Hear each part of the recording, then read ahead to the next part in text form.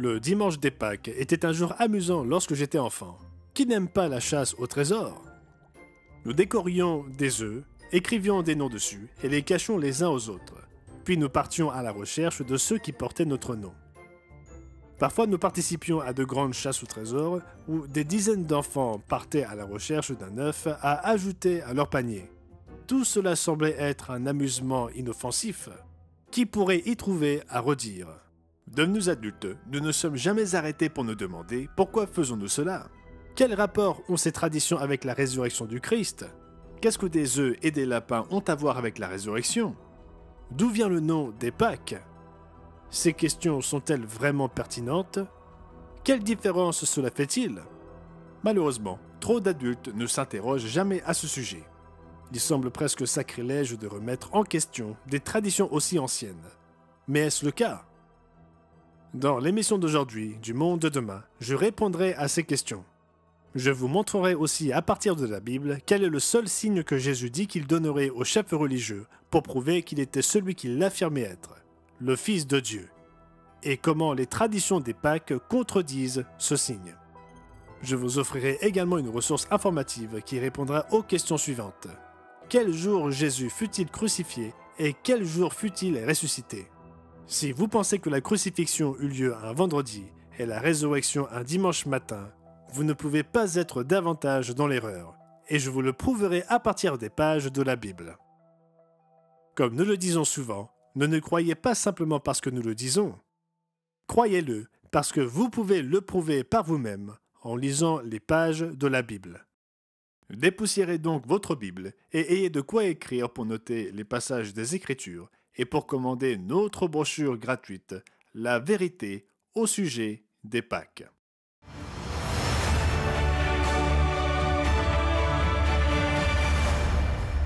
Je vous souhaite à tous une chaleureuse bienvenue de la part de toute l'équipe du Monde de demain. Dans l'émission d'aujourd'hui, je pose des questions sur la fête pascale et j'y réponds. Je vous montrerai également à partir des pages de la Bible que Jésus ne fut pas crucifié un vendredi et qu'il ne fut pas ressuscité un dimanche matin. Je sais que cela en surprendra plus d'un, mais vous pouvez le prouver par vous-même et vous devez le faire. Parce que cette tradition contredit les propres paroles de Jésus sur le signe qu'il avait dit qu'il donnerait aux chefs religieux qui montrerait qu'il est le Messie. Avant de répondre, évoquons quelques autres traditions qui devraient inciter toute personne réfléchie à s'asseoir et à s'interroger sérieusement. Pourquoi, par exemple, la fête devant célébrer la résurrection du Christ porte-t-elle en anglais le nom d'une déesse païenne? Réfléchissez-y. Pourquoi? Voici une histoire documentée que vous pouvez lire dans notre brochure gratuite, La vérité au sujet des Pâques. Plusieurs ouvrages évoquent un lien entre Éostre et l'ancienne déesse très populaire Ishtar. De la même manière, les érudits spéculent sur le fait qu'Éostre, la déesse anglo-saxonne du printemps, dont le nom est à l'origine du terme anglais actuel Easter, les Pâques, pourrait être étymologiquement reliée à Ishtar. L'Église grecque catholique melkite reconnaît ces informations sur l'origine du mot Easter, tout en donnant une orthographe un peu différente d'Ishtar. Le mot anglais actuel Easter vient du vieil anglais et il se référait originellement à la déesse nordique de la fertilité, Istra, qui était représentée sous la forme d'un lapin. Mais pourquoi Istra était-elle représentée par un lapin? Les historiens confirment que cette divinité mythologique, dont le nom est à la fois orthographié Ishtar ou Istra, était connue comme la déesse de la fertilité et que le lapin est un symbole bien connu de la fertilité. Le lapin n'est pas le seul symbole de la fertilité qui nous est parvenu depuis l'Antiquité. Le jour férié a lieu au début du printemps et il est clairement associé aux anciens mythes de la fertilité et de la renaissance des héros. Pour beaucoup, les Pâques, Easter, sont associés avec des symboles de la fertilité comme le lapin de Pâques, les œufs de Pâques et le lys de Pâques. Ces propos sont extraits de notre brochure La vérité au sujet des Pâques, que vous pouvez vous procurer gratuitement. En plus d'associer des coutumes et des traditions païennes à l'adoration du vrai Dieu, contrairement à l'ordre divin, nous constatons que même la partie des Pâques qui est censée provenir de la Bible est terriblement entachée d'erreurs. Nombreux sont ceux qui croient que Jésus fut crucifié en fin d'après-midi, un vendredi, mis dans un sépulcre ce jour-là, et qu'il ressuscita tôt le dimanche matin. Mais est-ce bien ce que nous dit la Bible qui est la seule source légitime capable de répondre correctement à cette question? Alors, qu'est-ce que la Bible dit exactement? Commençons par lire Matthieu, chapitre 12 et au verset 38. Alors quelques-uns des scribes et des pharisiens prirent la parole et dirent « Maître, nous voudrions te voir faire un miracle. » Il leur répondit « Une génération méchante et adultère demande un miracle. Il ne lui sera donné d'autre miracle que celui du prophète Jonas.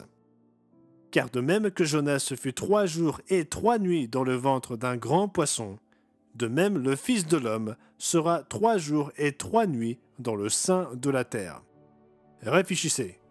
Jésus dit qu'aucun miracle ne serait donné à cette génération méchante et adultère si ce n'est le miracle de Jonas. Jésus serait dans la tombe exactement aussi longtemps que Jonas l'a été dans le ventre d'un grand poisson. Et quelle fut cette durée? 3 jours et 3 nuits. Entre le vendredi après-midi et le dimanche matin, vous avez beau essayer, vous n'arriverez jamais à trouver 3 jours et 3 nuits. Même si vous comptiez des jours partiels, vous n'y parviendrez pas. Mais essayons. Les Écritures nous disent que Jésus fut mis dans le sépulcre juste avant le coucher du soleil, certains comptant quelques minutes du vendredi avant le coucher du soleil, comme le premier jour. La nuit du vendredi compterait pour une nuit, et la partie diurne du samedi serait le deuxième jour, et la nuit du samedi serait la deuxième nuit. Maintenant, si Jésus fut ressuscité le dimanche matin après le lever du soleil, nous pourrions compter cela comme le 3e jour.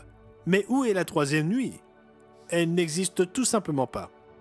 Nous devons donc conclure à l'une des 3 possibilités suivantes concernant la tradition du vendredi saint et du dimanche des Pâques. Numéro 1. Jésus s'est trompé et n'est donc pas notre sauveur. Numéro 2. La tradition du vendredi saint et du dimanche des Pâques est erronée. Ou bien, numéro 3, nous n'avons pas bien compris le signe que Jésus donna. Cela doit être l'une de ces 3. Alors, laquelle? Je répondrai à cette question dans un instant, mais je veux d'abord vous montrer comment vous pouvez commander notre brochure gratuite, La vérité au sujet des Pâques. Les chefs religieux étaient en conflit permanent avec Jésus. À son époque, ils plaçaient leur tradition au-dessus de la parole de Dieu. En va-t-il différemment aujourd'hui? Comment se fait-il, chers amis, que le christianisme moderne rejette les déclarations claires des Écritures pour perpétuer des traditions païennes? La vérité au sujet des Pâques documente les origines de beaucoup de ces traditions, mais surtout, elle prouve à partir de la Bible que Jésus accomplit le signe qu'il avait dit qu'il donnerait aux scribes et pharisiens, prouvant ainsi qu'il est vraiment le Fils de Dieu. Comme toutes nos ressources, notre brochure intitulée « La vérité au sujet des Pâques » peut vous être offerte gratuitement. Personne ne vous demandera d'argent, car elle a déjà été payée par les membres de l'Église du Dieu vivant et ses co-ouvriers. Je reviendrai dans 1 minute pour expliquer pourquoi la tradition du vendredi saint et du dimanche des Pâques n'est pas conforme à la Bible, et comment le signe que Jésus dit qu'il donnerait est conforme à la Bible. Ne partez pas. Pour bénéficier de l'offre gratuite d'aujourd'hui, si vous habitez aux Antilles-Guyane, appelez le 06 96 800 701. Ou si vous habitez en Haïti, appelez notre numéro WhatsApp plus 509 38 51 38 10. Notre publication claire et concise vous aidera à comprendre cette vérité essentielle issue des pages de la Bible. Si vous appelez pour la première fois, vous recevrez également un abonnement annuel gratuit à la Revue du Monde de demain. 6 numéros inspirants traitant de l'actualité, de la science et de la culture moderne vous aideront à donner un sens à votre monde selon une perspective biblique. Appelez dès aujourd'hui et rejoignez les millions de personnes dans le monde entier qui se tournent vers le monde de demain pour y puiser la vérité, le sens des prophéties et l'espérance en cette période de confusion. Appelez dès aujourd'hui ou rendez-vous sur mondedemain.org.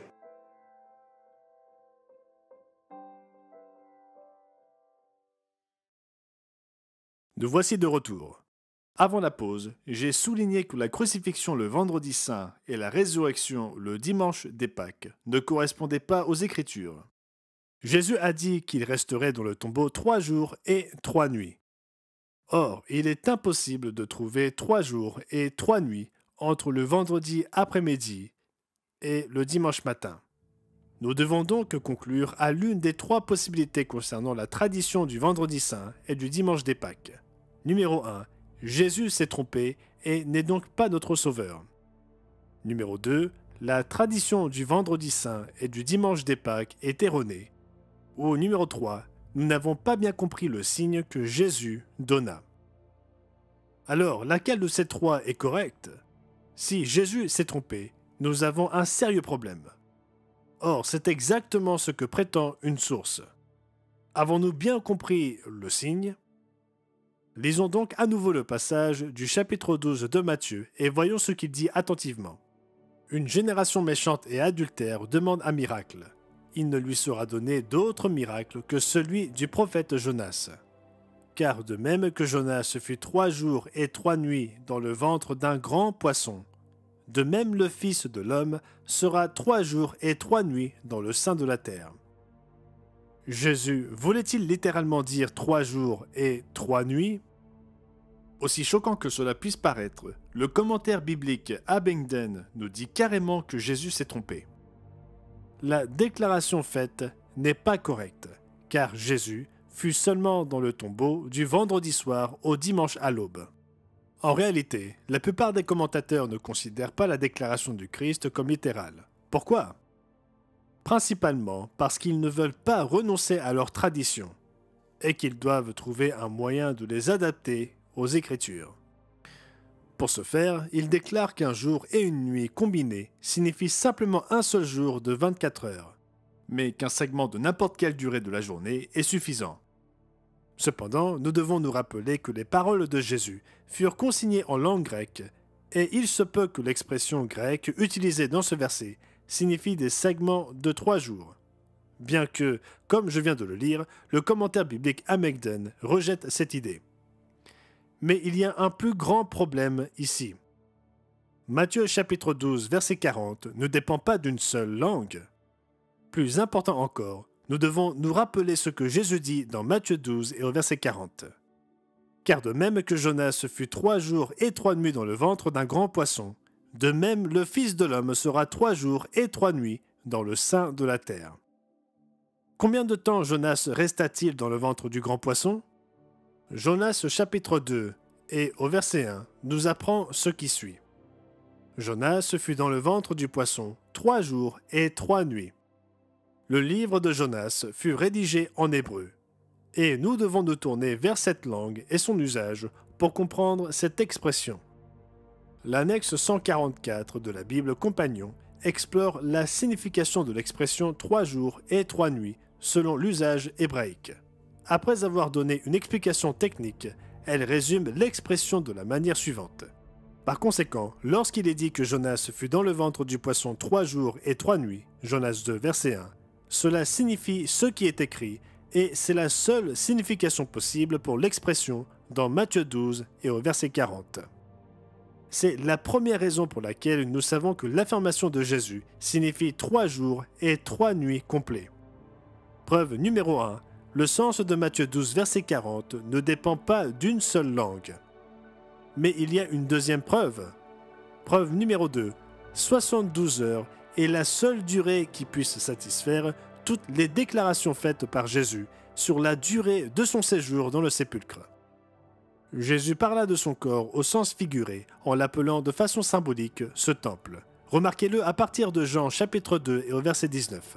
« Détruisez ce temple et en 3 jours je le relèverai. » Les Juifs dirent « Il a fallu 46 ans pour bâtir ce temple, et toi, en 3 jours, tu le relèveras. » Mais il parlait du temple de son corps.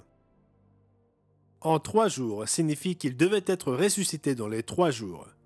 Mais à d'autres occasions, il est indiqué qu'il serait ressuscité 3 jours après. Remarquez-le dans Marc chapitre 8 et au verset 31. Alors il commença à leur apprendre qu'il fallait que le Fils de l'homme souffre beaucoup, qu'il soit rejeté par les anciens, par les principaux sacrificateurs et par les scribes, qu'il soit mis à mort et qu'il ressuscite 3 jours après. Après sa résurrection, il expliqua à ses disciples ce qui s'était passé et pourquoi.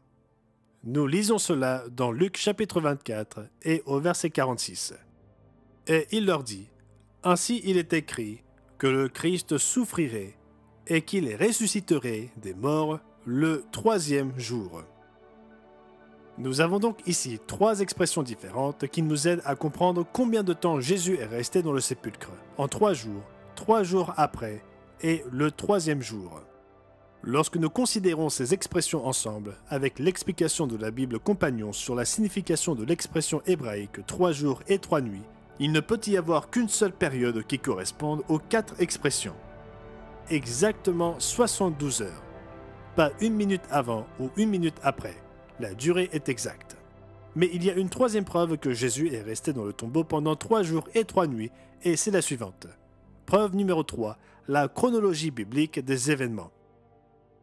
Et cette preuve, chers amis, je la considère comme la preuve la plus passionnante et la plus définitive sur le sujet. Nul ne peut la contourner. Pourtant, c'est quelque chose que peu de gens comprennent, parce que la plupart de ceux qui se disent chrétiens ont rejeté les fêtes et les jours saints que l'on trouve dans la Bible et les ont remplacés par des traditions païennes. Je vous expliquerai exactement ce que je veux dire après une courte pause de 15 secondes, pour vous indiquer comment vous pouvez commander votre exemplaire gratuit de La vérité au sujet des Pâques.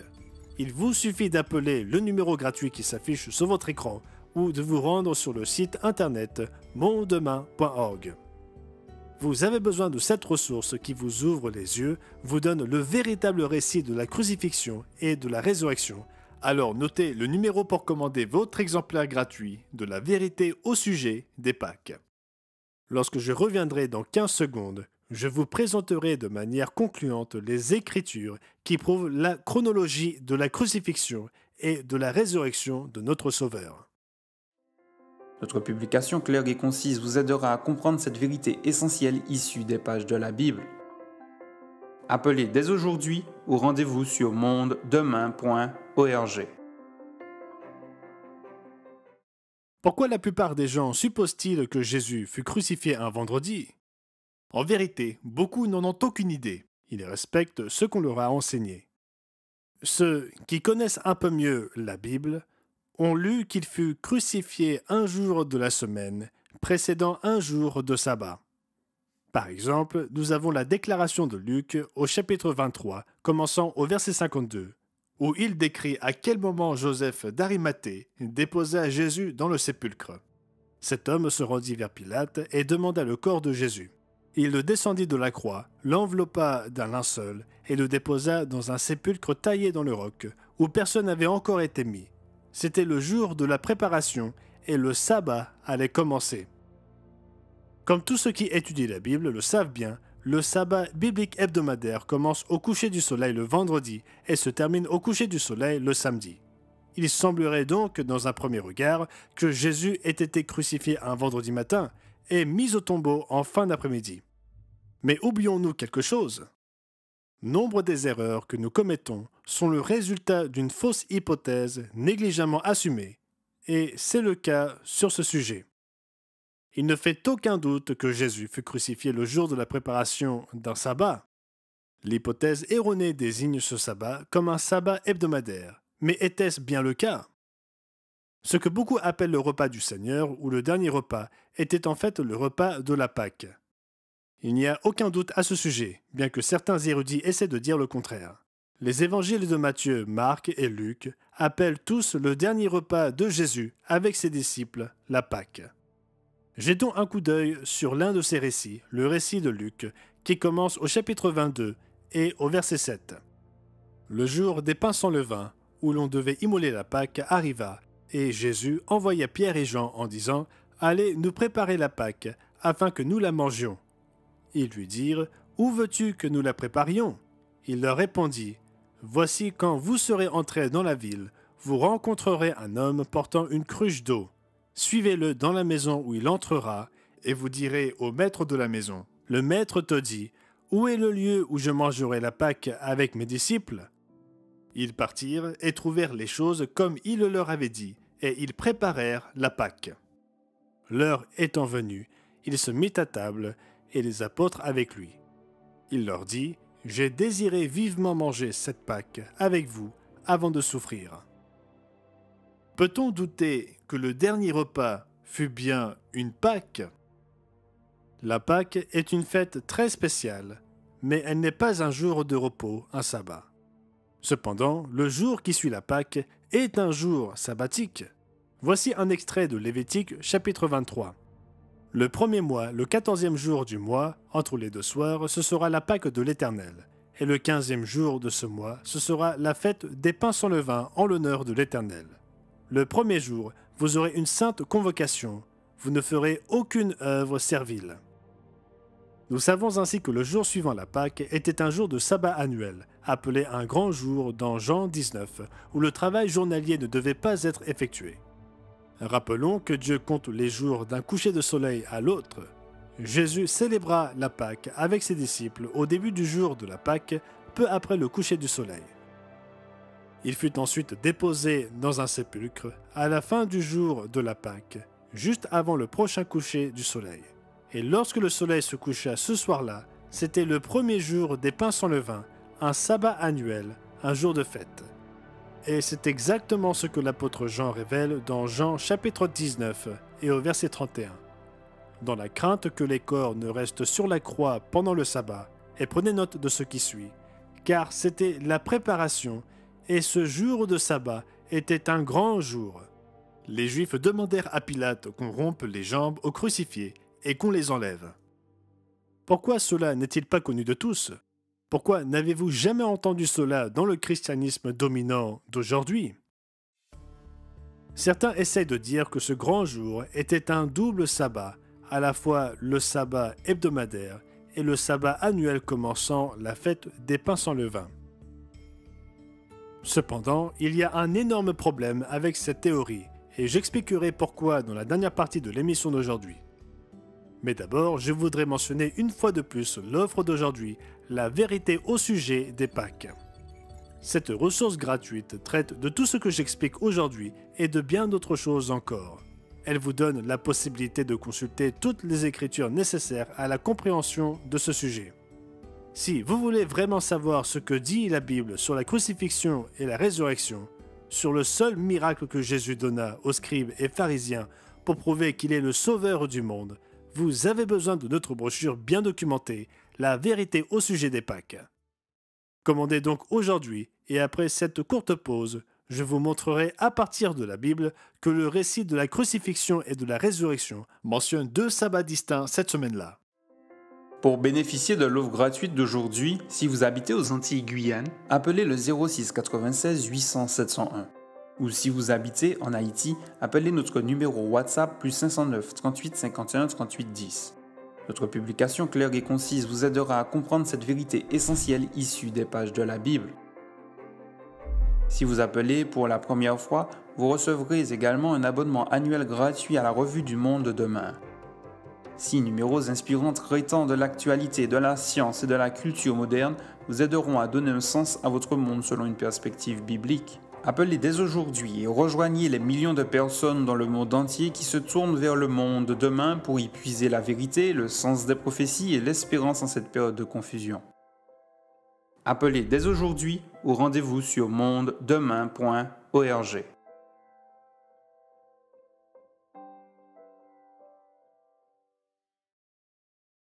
Avant la pause, j'ai dit que je vous montrerai à partir de la Bible elle-même que le récit de la crucifixion et de la résurrection mentionne 2 sabbats distincts cette semaine-là. Mais permettez-moi de revenir sur Jean 19, verset 31, car il est essentiel à notre compréhension. Dans la crainte que les corps ne restent sur la croix pendant le sabbat, et prenez note de ce qui suit, car c'était la préparation, et ce jour de sabbat était un grand jour. Les Juifs demandèrent à Pilate qu'on rompe les jambes aux crucifiés et qu'on les enlève.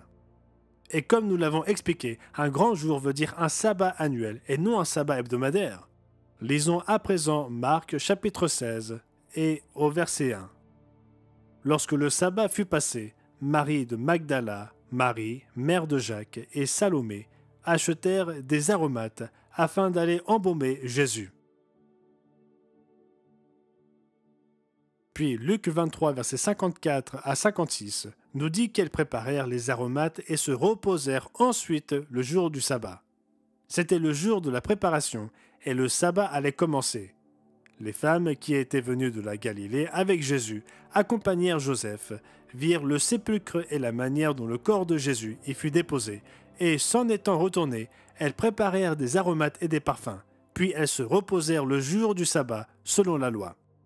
Réfléchissez-y, chers amis, vous ne pouvez pas préparer des aromates avant de les avoir en votre possession. Marc nous dit que le sabbat, dans ce cas le sabbat annuel, était un délai trop court pour acheter les aromates.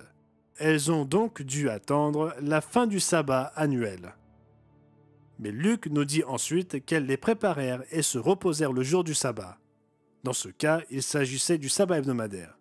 Ces deux passages prouvent de manière irréfutable qu'il y a eu 2 sabbats distincts cette semaine-là, avec un jour ordinaire entre les deux. C'est la seule façon de comprendre ces versets. Soit il y avait 2 sabbats avec un jour ordinaire entre les deux, soit la Bible se contredit.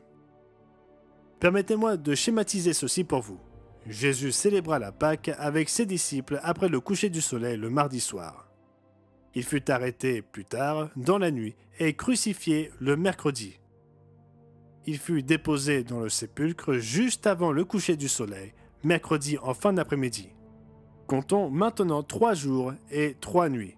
Mercredi, au coucher du soleil, commença le sabbat annuel du premier jour de la fête des pains sans levain, et la nuit de mercredi à jeudi fut la première nuit. Le jeudi, pendant la période diurne, le sabbat annuel du grand jour se poursuivit et constitua le premier jour. Le sabbat annuel prit fin au coucher du soleil de jeudi. Dans l'intervalle entre les 2 sabbats, les femmes achetèrent et préparèrent les aromates. La nuit du jeudi est notre 2e nuit et la partie diurne du vendredi constitua notre 2e jour, un jour ordinaire. Lorsque le soleil se couche le vendredi en fin d'après-midi, le sabbat hebdomadaire commença. Le vendredi soir constitua notre 3e nuit et la partie diurne du samedi notre 3e jour. Jésus sortit du sépulcre le samedi en fin d'après-midi, juste avant le coucher du soleil. Mais les femmes n'arrivèrent que tôt le lendemain matin, ce qu'on appelle communément le dimanche, et lorsqu'elles arrivèrent, il était déjà parti. Notre brochure « La vérité au sujet des Pâques » explique cette chronologie en détail et vous fournit les écritures pour que vous puissiez les consulter dans votre propre Bible. Alors assurez-vous de commander votre exemplaire gratuit dès aujourd'hui. Et n'oubliez pas de revenir la semaine prochaine lorsque Richard Helms, Wallace Smith, Rod McNair et moi-même continuerons à vous révéler la vérité pure et simple à partir des pages de la Bible. À la semaine prochaine. Pour bénéficier de l'offre gratuite d'aujourd'hui, si vous habitez aux Antilles-Guyane, appelez le 06 96 800 701. Ou si vous habitez en Haïti, appelez notre numéro WhatsApp plus 509 38 51 38 10. Appelez dès aujourd'hui ou rendez-vous sur mondedemain.org.